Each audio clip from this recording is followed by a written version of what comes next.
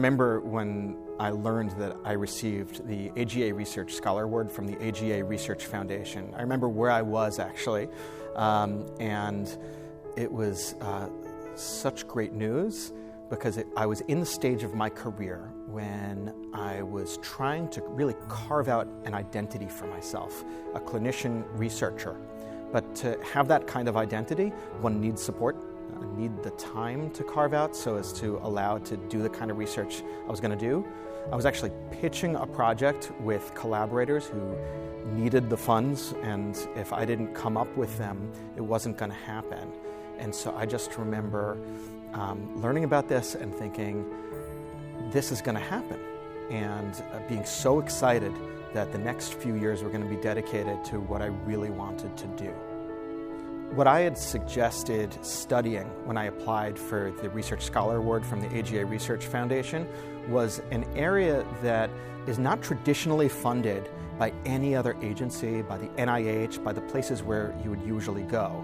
I was interested in the avoidance of gluten among people without celiac disease. We understand celiac disease and we understand the role of the gluten-free diet, but there are millions of people in the United States who are avoiding gluten for other reasons. And I wanted to study this. I wanted to study the health implications, and it really was this award mechanism from the AGA that allowed me to test specific questions I had. Is the gluten-free diet bad for everyone, or is it really just for people with celiac disease? What are the implications specifically on heart health? There are these best-selling books that say you should avoid gluten so as to prevent heart attacks or to promote a good cholesterol level. And no one was really studying this rigorously. So that's what I applied and got funded to study. I was really asking to study an area that is of practical utility to clinicians. Every day we're seeing people who are coming in and are asking us about gluten. And there's so little data out there outside of celiac disease. So we wanted to know, does gluten increase heart attack risk? And are there unintended consequences of eating gluten? Now we can actually tell patients some information that has data behind it based on this kind of research. We found that a low gluten diet is not necessarily good or bad for the heart, but that if you inadvertently decrease your whole grain intake, that could actually increase heart attack risk.